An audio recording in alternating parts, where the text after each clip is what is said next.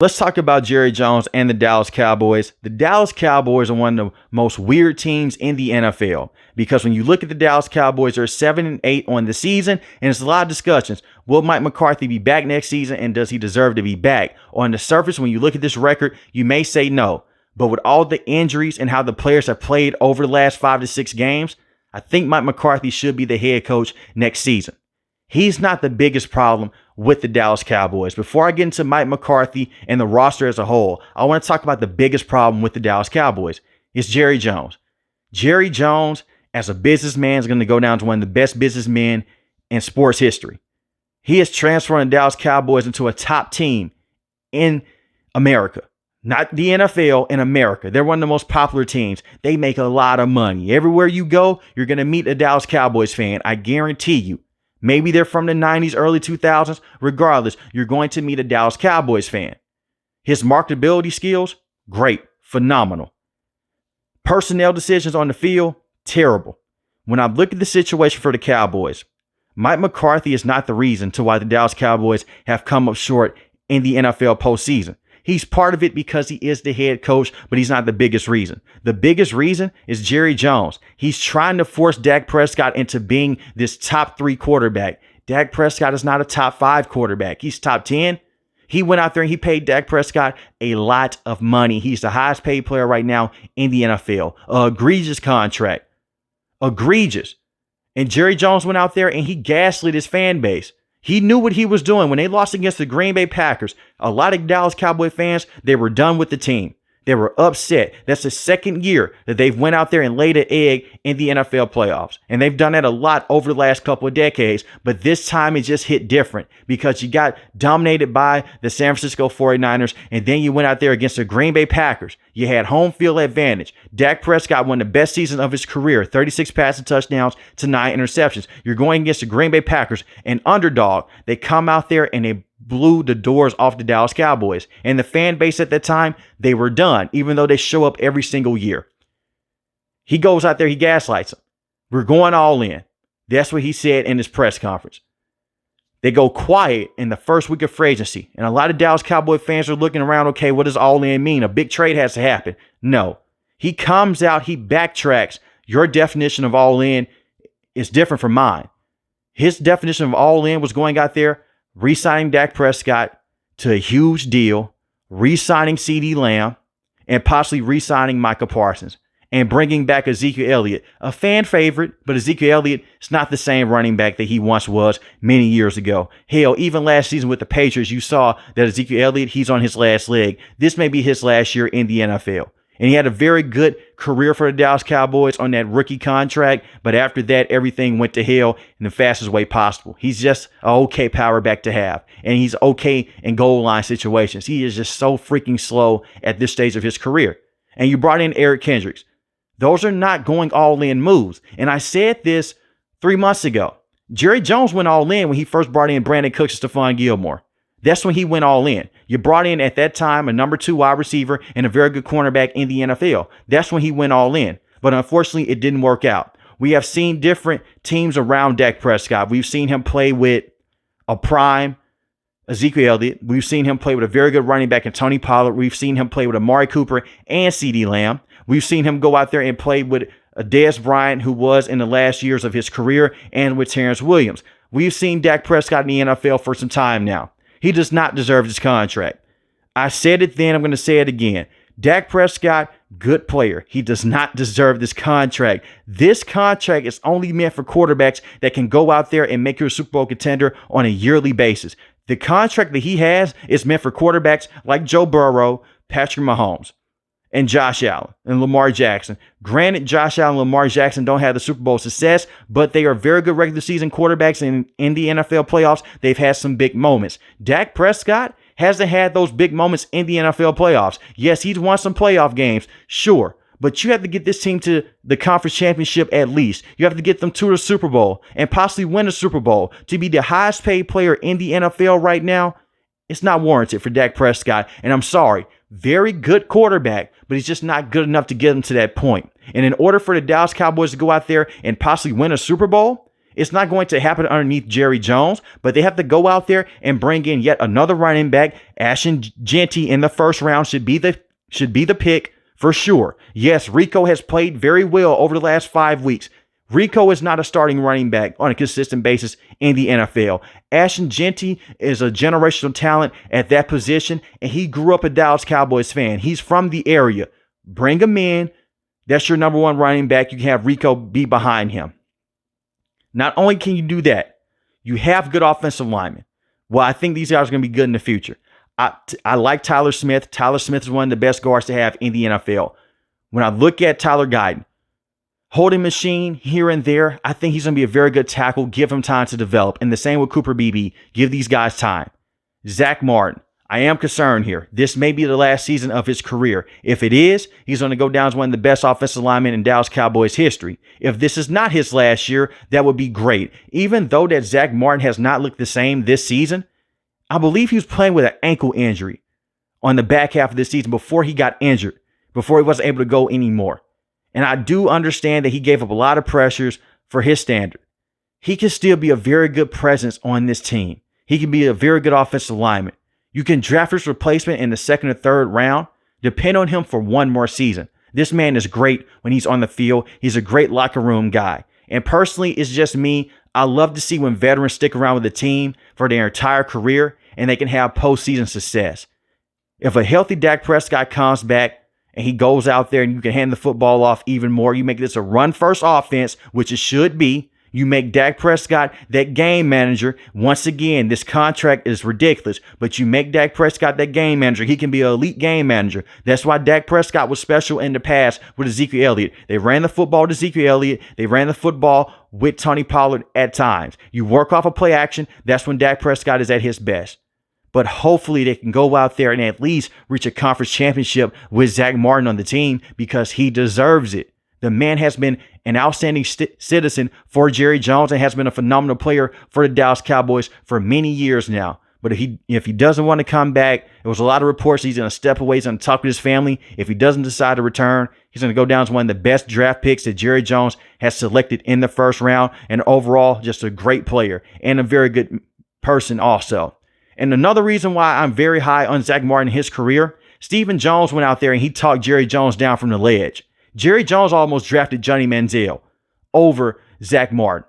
That would have been a complete nightmare. I don't know if Johnny Manziel would still be living to this day if he got drafted by the Dallas Cowboys. And I'm not kidding. He's also said that. It was just been terrible for everyone involved. And little decisions like that really makes me believe that the Dallas Cowboys will never have major success ever again underneath Jerry Jones. Steven may be just a little bit better, but anything right now is better than Jerry Jones going out there and making personnel decisions on a yearly basis with the Dallas Cowboys. You have Terrence Steele at the tackle position. He should not be a starting tackle in the NFL. He hasn't been the same player since he tore that ACL, unfortunately. Before he tore that ACL, he was a surgical player at the tackle position. Right now, he's just not a good player to have on a week in and week out basis. The offense is not bad. You have CeeDee Lamb, one of the best wide receivers in the NFL, whether he's playing with Cooper Rush or not, whether he's playing with Dak Prescott, or not. He's going to go out there. He's going to put in work. He's going to go out there. He's going to give you the best that he has. He's also one of those locker room leaders you look at, has no quit to his game. One of the best wide receivers in the game. Jake Ferguson, very good tight end. Slept on player. I think he's one of the most underrated players in the NFL. And then you look at the rest of the wide receiving core. This is also another problem with Jerry Jones. I'm going to be splicing this in between every talking note. Jerry Jones went out there and he traded for Jonathan Mingo. Why? Jonathan Mingo was not a good player with the Carolina Panthers. And the Carolina Panthers are one of the weaker teams in the NFL at this current moment. They need all the help that they can get. They tried with Jonathan Mingo for years now. It never worked out. But Jerry Jones and the scouting department were high on him coming out of the NFL draft. The Carolina Panthers went with him instead. So they go out there, they try to revisit the idea of bringing in Jonathan Mingo. Jonathan Mingo, he's definitely not better than CeeDee Lamb. He's not better than Jalen Tolbert. He's not better than Kevontae Turpin. So what was the point of going out there and spending a draft pick on Jonathan Mingo? I doubt that he will be on this roster next season. And when I look at the wide receiving core, Kevontae Turpin, one of the most misused players in the NFL. Get this man the football in space. a great special teams player. Look at what he did against the Washington Commanders. He has that speed. Go out there and use him on deep routes. Let him get deep down the field. Throw screen passes to him. Put blockers in front of him. Just give him some space. That is on Coach McCarthy. That has nothing to do with Jerry Jones. That has everything to do with Coach McCarthy. Get this man involved. Use him on jet sweep plays. He has electric speed to go out there and create space. Get him the football and just let him work. Jalen Tolbert, there is something there. I don't believe that he's a number 2 wide receiver just yet, but he is a very talented player. Brandon Cooks missed majority of this season dealing with a knee injury. I think that he is still a solid player. He's not the same player that he once was with the New Orleans Saints and with the New England Patriots, but he can still be a deep threat here and there. They need to bring in a number 2 wide receiver, but the wide receivers that they have outside of Jonathan Mingo, they're going to be okay long term. Wide receiver is not a problem. Running back is still a problem. Interior offensive line could be a problem. Ownership will forever be a problem until Jerry Jones sells the team, which is not going to happen, or he steps away. When I look at the defense, you brought in a brand new defensive coordinator. Dan Quinn was your defensive coordinator last season. Dan Quinn went and he took the coaching job of the Washington Commanders, and the Washington Commanders right now are the second best team in this division. Micah Parsons, you have to go out there and re-sign him. And I love how Stephen Jones came out a couple of weeks ago. For the ones that haven't heard it, Stephen Jones already came out and say, hey, money's going to be tight in free agency this year, so we may not go out there and spend. When do the Dallas Cowboys ever go out there and spend money in free agency, Stephen? They rarely do. That's why you rarely have the results that you want, because you rarely go out there and bring in big name free agents. And I want to talk about this before I get to the Micah Parsons full situation with his contract. They could have brought in Derrick Henry. It's like beating a dead horse at this point, but they could have brought him in. So when Jerry Jones and Stephen Jones come out and they say, hey, he's getting paid too much, he's not. They could have made the money work. You could have restructured the contract and brought in Derrick Henry. Teams do it all the time. Look at the Philadelphia Eagles. They brought in Saquon Barkley. Jalen Hurts is getting paid a lot of money. A.J. Brown's getting paid a lot of money. And the same with Devontae Smith and Lane Johnson. They're paying a lot of players a lot of money. You can come in and you can restructure your cap. Teams do it every single year. And the NFL, they're making a lot of money right now. You guys may have paid attention to this. They're on Amazon Prime. They're on regular cable. They're on CBS. They're on Fox. They're on Peacock also. Peacock, they get exclusive games. And they're going to be on Netflix on Christmas Day with 2 games. Those networks and streaming services are not just paying the NFL pennies on the dollar. They're paying them a lot of money. And you have NFL Red Zone. That's $100 every single year for regular customers. So the NFL is making more money. The reason why I bring it up, economics here, the reason I'm bringing that up, the more money that streaming services are willing to dish out to the NFL, it raises the cap every single year. So the cap is going to always raise up. So when Jerry Jones comes out and he gaslights his fan base, well, we didn't have the money. The players just want to get paid too much. No. He treats the Dallas Cowboys like they are a royal franchise in the NFL. On the surface, they are when you look at rankings in terms of marketability, but in terms of team success and playoff wins and championship success, they're not. Derrick Henry wanted to play for the Dallas Cowboys, and they made every excuse in the book not to bring the man in. The man trains in Dallas, and I believe that he lives in Dallas also. That was just a horrible decision on Jerry Jones. You wanted to get cheaper with Ezekiel Elliott, but you get what you pay for. When you go out there and pay for something cheap, this is what happens. When I look at Micah Parsons, they're going to re-sign Micah Parsons. He's going to be the 3rd highest paid player on this team.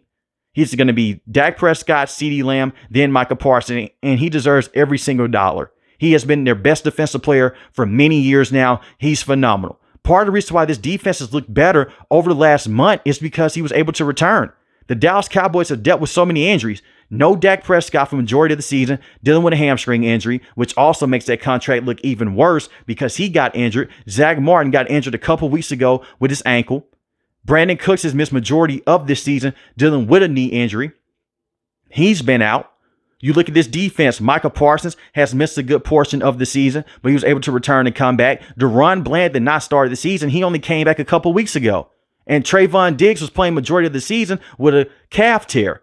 And he got injured just 3 weeks ago dealing with a knee injury. That's going to take some time for him to fully recover from. So they have dealt with injuries also on top of them underperforming early in the season. But when I look at Micah Parsons, you're going to pay him. You already paid Trayvon Diggs. Deron Bland is a very good player. Their secondary coach deserves a lot of credit. Their secondary went out there and they stepped up against Tampa Bay Buccaneers. They made good plays over and over again. And especially with the play at the end of the game, they got the fumble from the running back. They play with their heart in their sleeves. They're just not doing it for each other. They're doing it for this coaching staff. And that is the way the Dallas Cowboys should operate. Let the players go out there and build a culture. Say what you want to say about Michael Parsons. He hops on his podcast. He may not show up against elite level competition on a consistent basis because they have no one else that can go out there and pressure the quarterback besides him.